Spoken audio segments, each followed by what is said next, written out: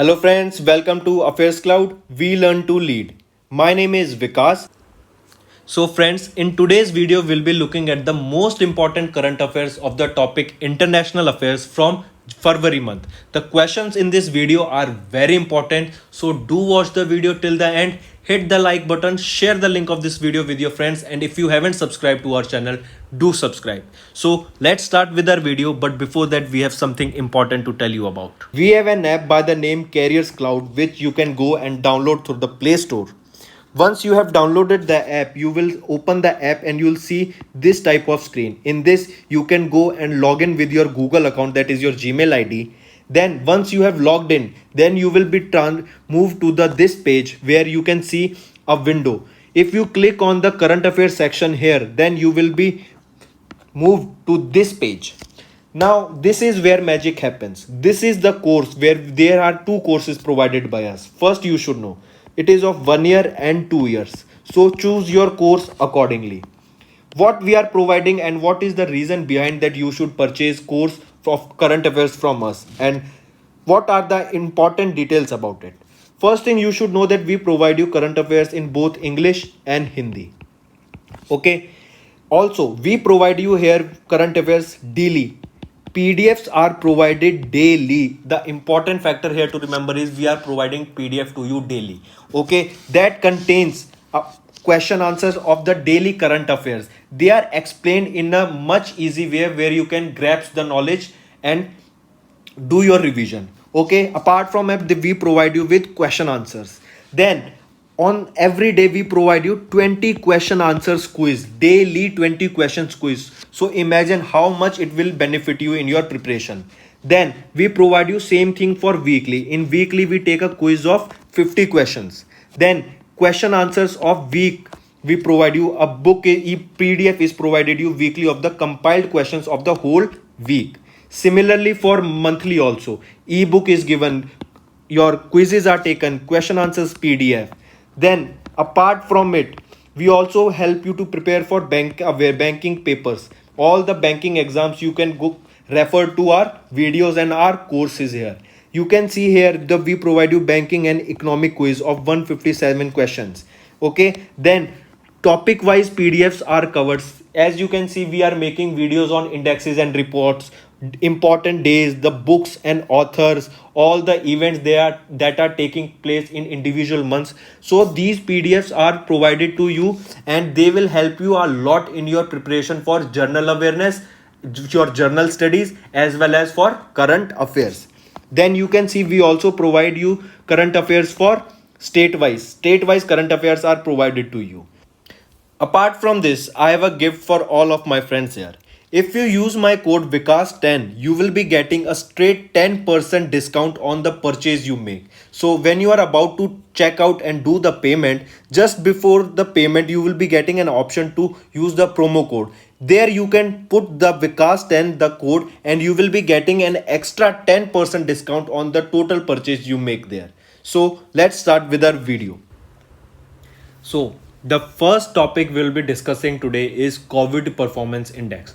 As you can see by the name, COVID Performance Index tells about how a particular country performed during this pandemic.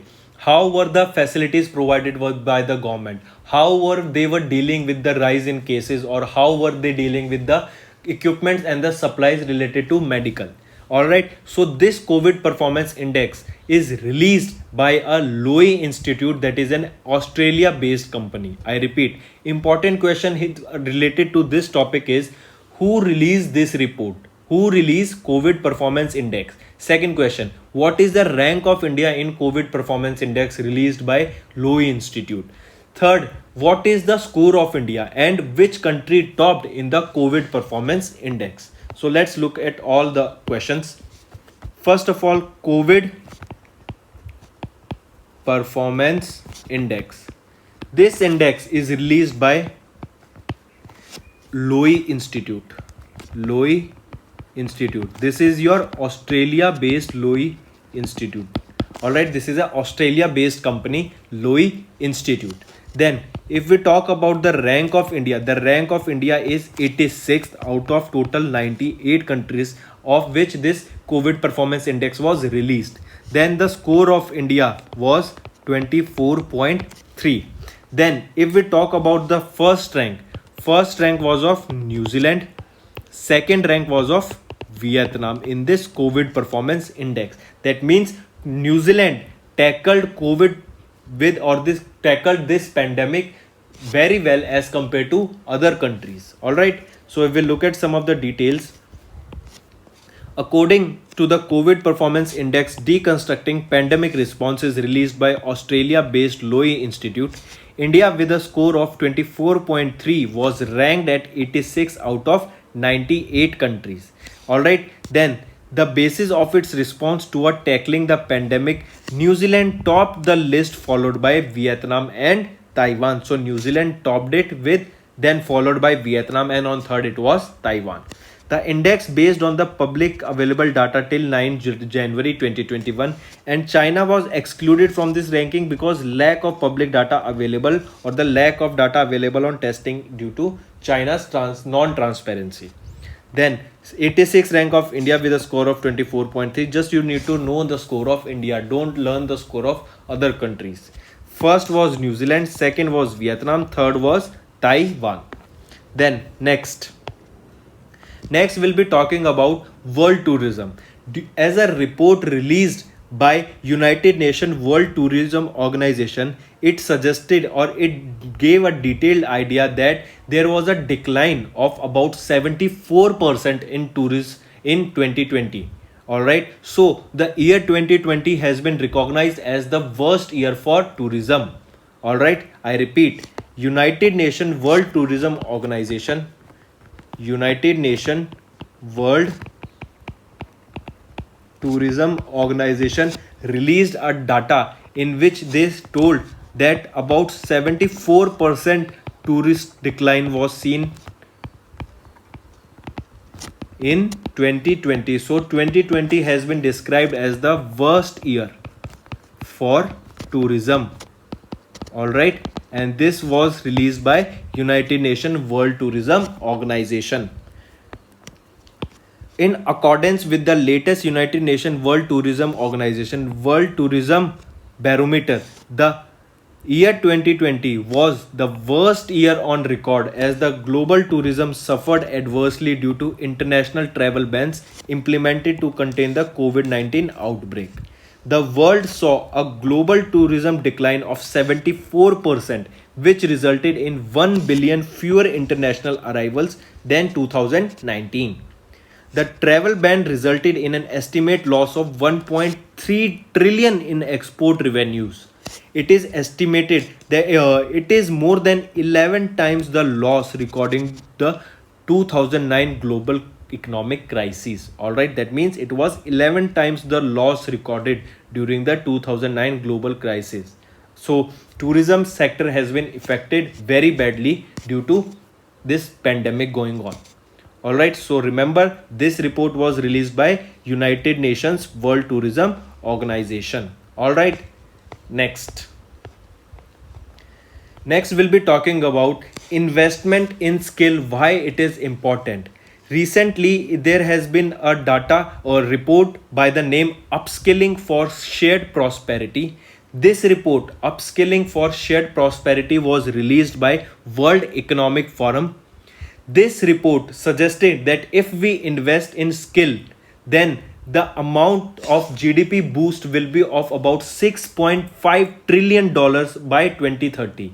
This is for global. I repeat, if the countries or globally we start investing in skill building, then the global GDP will see a boost of $6.5 trillion by 2030. And if we compare to India, if we work in India on skill building, as we are seeing many programs and many yojanas are being built to give skills to the different people so that they can have employment and earn for themselves.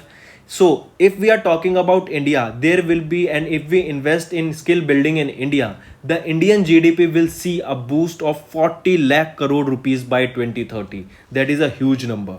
All right. So one thing, first we should know the name of the report. The name is Upskilling for shared prosperity. All right, then who released this report? This report is released by WEF, that is also known as World Economic Forum. All right, then the data given by this report was that by 2030, if we start investing in skill building, then by 2030 globally we will see a 6.5 trillion dollar GDP. All right, and if we talk about India will see a increase in 40 lakh crore. All right, and they are by 2030. All right, so if we look at the data, according to the report Upskilling for Shared Prosperity, that was released in January 2021 by World Economic Forum in collaboration with PwC, that is Price Waterhouse Coopers, investment in upskilling can boost the global GDP by $6.5 trillion by 2030, and it can potentially boost India's GDP by $570 billion, or you can say 40 lakh crore rupees by 2030. Upskilling has a potential to create 5.3 million new jobs by 2030 and will help in a more inclusive and sustainable global economy. The report was released during World Economic Forum's The Davos Agenda. This question is also important, that this report, Upskilling for Shared Prosperity, released by World Economic Forum, was released during which meeting or during which agenda? It was released during the Davos Agenda of 2021. With proper upskilling and reskilling initiatives, India has the capacity for GDP gains equivalent to 6.8% of the total GDP. All right, so this is your upskilling for shared prosperity report released by World Economic Forum. All right, 6.5 trillion for globally by 2030 if we invest in skill, and for India it is 4 lakh crore rupees by 2030 of the GDP. Next we'll be talking about Democracy Index. Democracy Index is released by Economics Intelligence Unit. This Democracy Index tells about the freedom, about the fundamental rights or the rights of individually in a particular country, or how democratic a particular country is. This contains how the elections are held in a particular area or in a particular, how the government is responding, how the political parties are taking actions and doing their all the work regarding the public. So these all factors are taken into consideration, and this report, that is the Democracy Index report, is released. This report is released by Economist Intelligence Unit. The questions that are important from this particular topic is, who releases this index? Then what is the rank of India in this index? How many countries took part in the index? Then what is the score of India in the index, and which countries topped this Democracy Index? First, Democracy Index. This index was released by EIU, that is Economist Intelligence Unit. All right, then the rank of India in this EIU's index, that is Democracy Index, was 53, and India has slipped 2 rank. All right, due to this ongoing pandemic, so civil liberties of Indian people have downgraded, and India slipped 2 rank, and it is now at 53 out of 167 countries. The score is 6.61, and this index was topped by Norway. On second it was Iceland, and on third it was Sweden. All right, then according to the Democracy Index 2020 released by the Economist Intelligence Unit, India with a score of 6.61 slipped 2 places to 53 out of 167 countries in the index due to decline in civil liberties. This index was topped by Norway, followed by Ireland and Sweden. Then the handling of coronavirus pandemic has led to a further decline of civil liberties in 2020 in India, Asia and other regions of the world.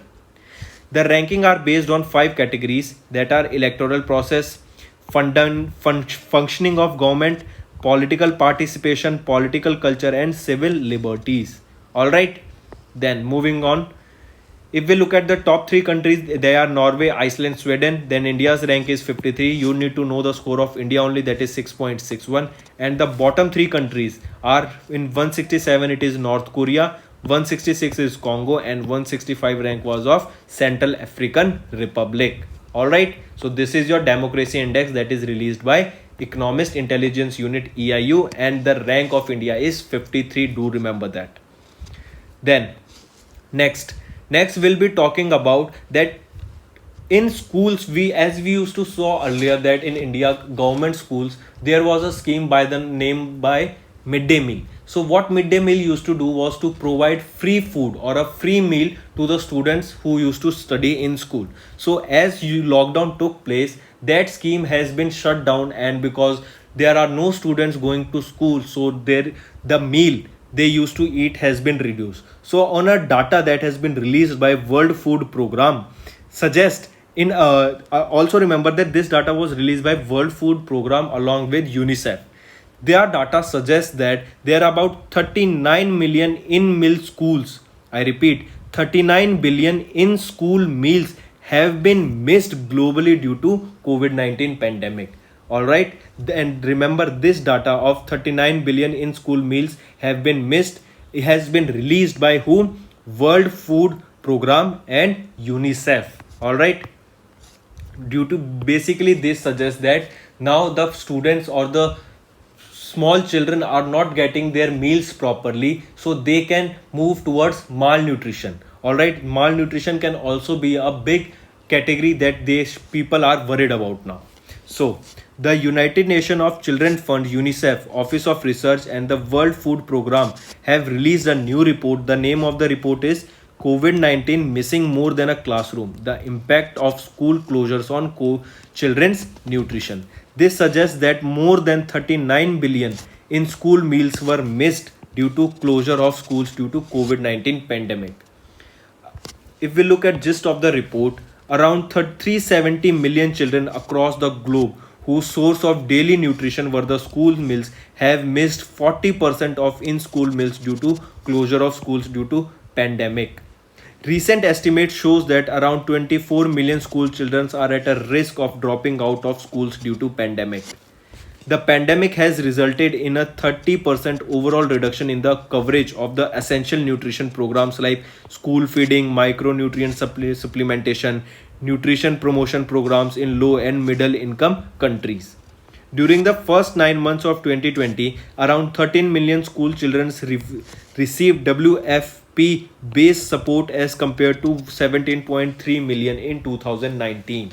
Alright, so this is the gist of the report, and the report says that around 30 million in school meals have been missed by globally by the students due to this pandemic and going on. So this can definitely affect the nutrition of the ongoing children's. Alright, and this report is released by whom? World Food Program along with UNICEF, United Nations Children's Fund. Alright, then moving on to next. Next, we'll be talking about a joint working group meeting was held recently, and it was the first joint working group meeting between India and Bahrain. Alright, I repeat, it was the first joint working group meeting between India and Bahrain in the field of renewable energy. Alright, so this question becomes important in the field of renewable energy. So from India, you need to remember that who chaired this meeting, and from Bahrain who chaired the meeting. These two names are important, and this meeting, the goal of the meeting was to attain the Paris Climate Treaty goals. Alright, so from India it was Mr. Dinesh, and from Bahrain he was Abdul Hussein who chaired the meeting. India and Kingdom of Bahrain held the first joint working group meeting in 2021 in the field of renewable energy in a virtual format. The Indian side was led by Mr. Dinesh, and from Bahrain he was Abdul Hussein who led the meeting. In July 2018, both sides signed a memorandum of understanding for boosting cooperation in the field of renewable energy. Let's look at the key points of the meeting.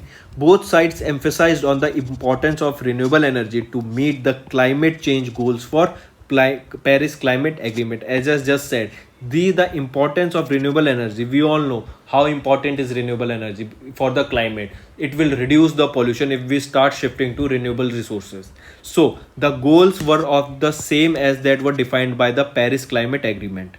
Then the two side presented the initiatives taken for future projects, progress made by them in the renewable energy sector. Means they will be sharing the data of each other, that how progress they are or how better their technology is. So sharing, they will be sharing their technology with them. If there is any upcoming projects coming in the field of renewable energy, then they will be telling and discussing the same.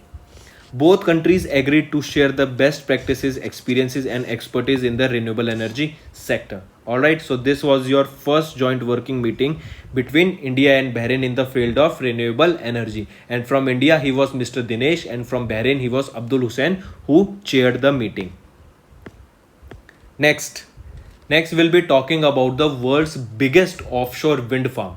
This question is important and a very simple question. Directly the name of the country will be asked here.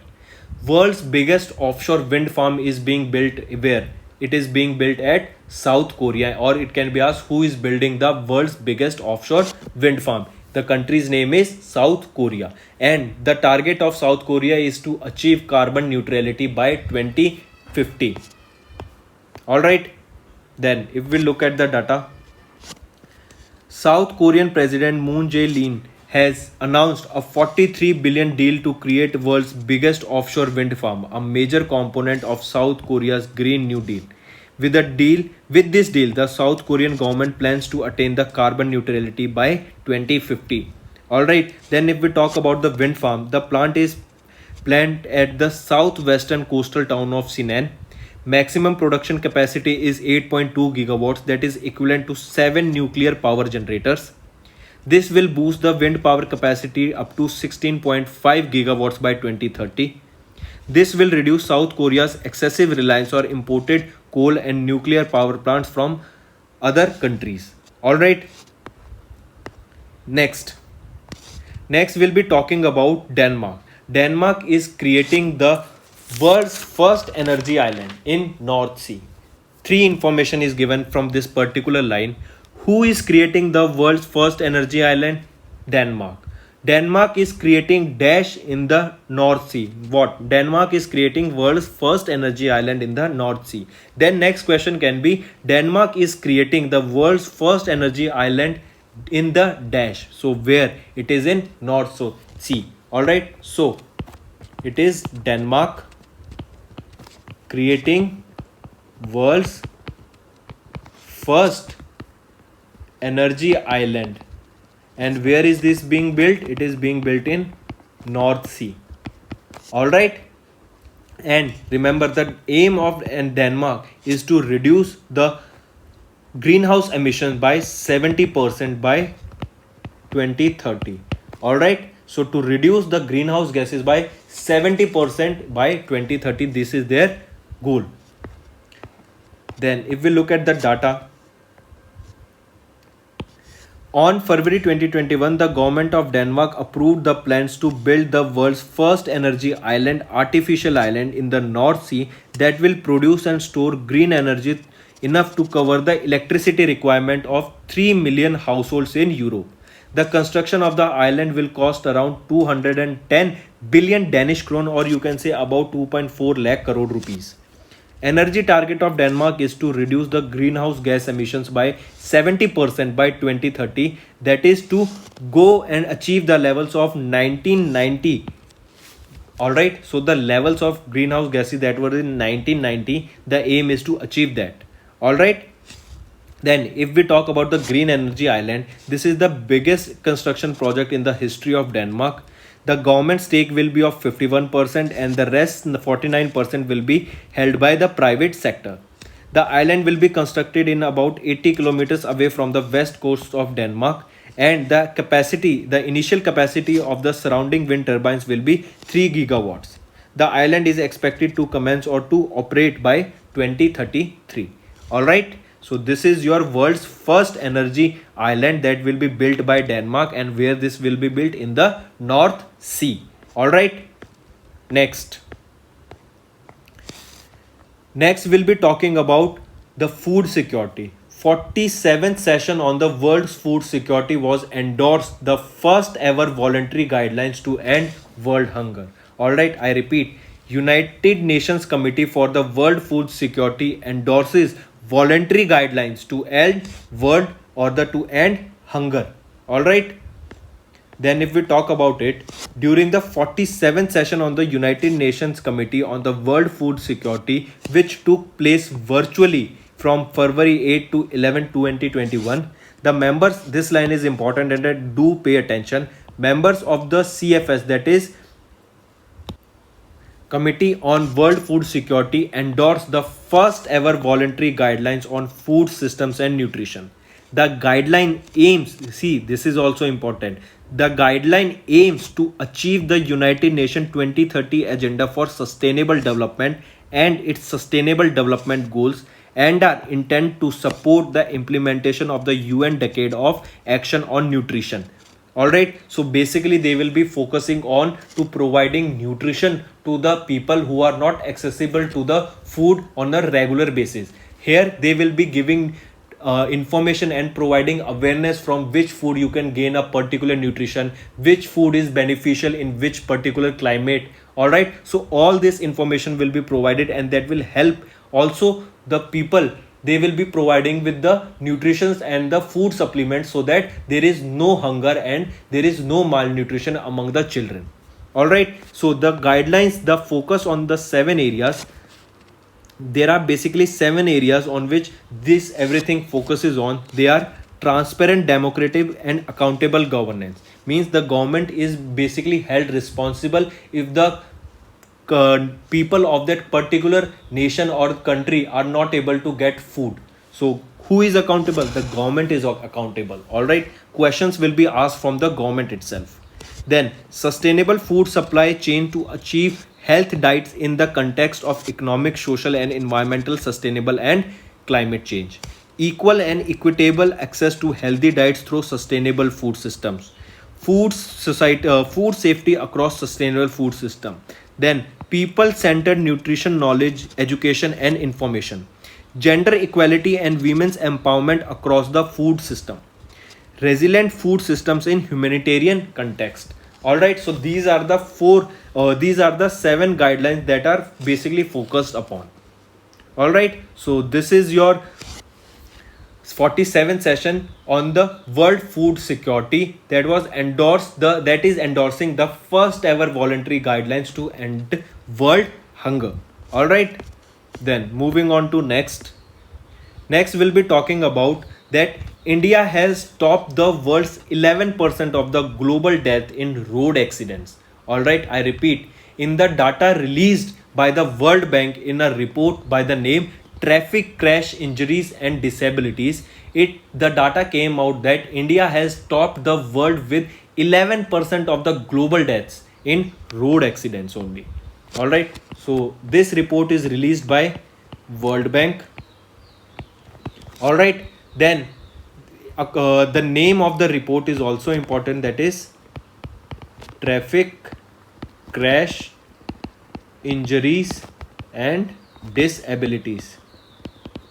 This is the name of the report released by World Bank, and the data suggests that data gives that about 400 casualties daily per day. 400 casualties per day due to accidents. All right, that means 400 people die daily due to road accidents in India itself, and that accounts to about 11% of the world road accident related deaths. If we look at some of the data here, according to the report Traffic Crash Injuries and Disabilities, the burden on Indian society released. This is the name of the report that was released by World Bank, and this suggests that with 1% of the world's vehicle, India accounts for 11% of the global road related accidents. All right, and due to that the deaths have been caused. So I repeat, India accounts for 11% of the global road accident deaths and 6% of the total road crashes. In India, around 4.5 lakh crore road 4.5 lakh road rashes took place, out of which 1.5 lakh people died. The World Bank report was prepared in association with Safe Life Foundation. According to WHO, India topped the world in road crash deaths with more than 40 fatalities per day and witnesses 53 road crashes every hour. In the last decade, that is from 2011 to 2020, road crashes were the cause of death of about 1.3 million people and has injured around 5 million people in India alone. 76.2% of the people who are killed in road crashes are in the prime working age of 18 to 45 years old. The report puts the total value of crash costs due to accident at about 5.96 lakh crore, or you can say about 3.14 of the GDP. Alright, so the data released by the World Bank in the report named traffic crash injuries and disabilities, there are about India has topped in the world with 11% of the global deaths in the road accident. So do remember that. Alright, I repeat again. Data released, there was a report by the name traffic crash injuries and disabilities that was released by World Bank. Okay, and in this the report it said that India has topped the world with 11% of the global deaths in road accidents. All right, and there were about, in this data showed that there was about 400 deaths per day due to road accidents. All right, so moving on to the next and the last news of the day is there is an Indian company by the name Omega Psyche Private Limited. This company will set up an electric vehicle manufacturing facility in Bangladesh by the name OSM Bangladesh. The investment will be of around 100 crore rupees. This company already has two plants in India, in IMT Faridabad and in IMT Manesar. They both are in Haryana. Alright, so basically this company will set up the manufacturing of various electric vehicles in the Bangladesh, and this company will be registered in Bangladesh. Alright, first thing you need to know, this is an Indian company. Name of the Indian company is Omega Psyche Private Limited. Alright, this company will set up a electric vehicle manufacturing plant in Bangladesh, and the name of the plant will be OSM Bangladesh. Alright, then the total investment will be of 100 crore rupees.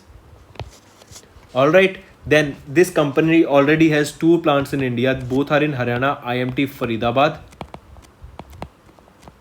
and in IMT Manesar.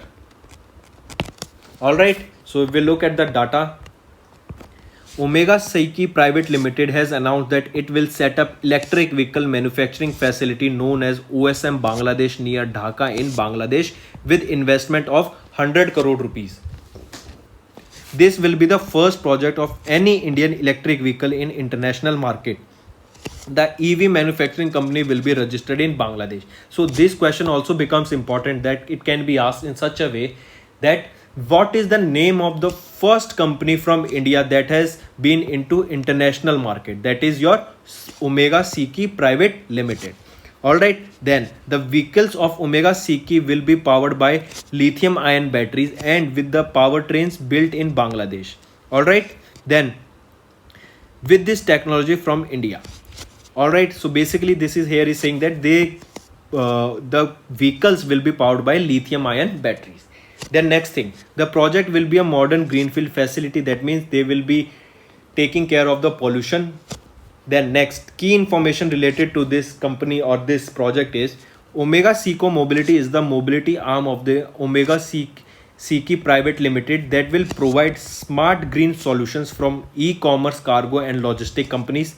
Currently, Omega Psyche Mobility has two manufacturing plants in India, that is in IMT Faridabad and IMT Manesar, Haryana. Omega Psyche Mobility launched its first electric vehicle in India, that is by the name Singha and Singha Max, that is a three-wheeled cargo vehicle.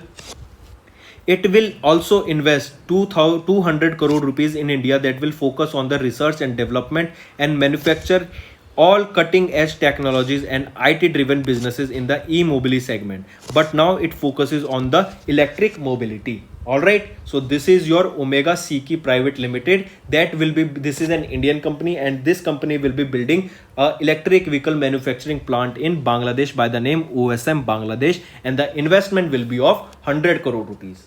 All right.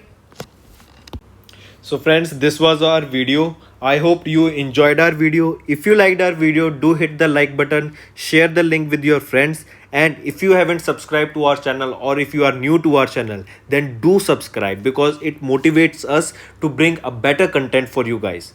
Also, if you have any trouble regarding login or payment or any other issues, then you can reach to us on our mail, that is support@affairscloud.com, or you can call us on the number 9677333862, and we'll resolve your issue as soon as possible.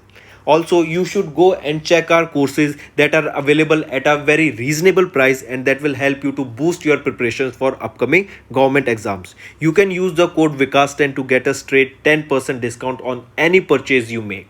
All right, so that's all for the day. Take care.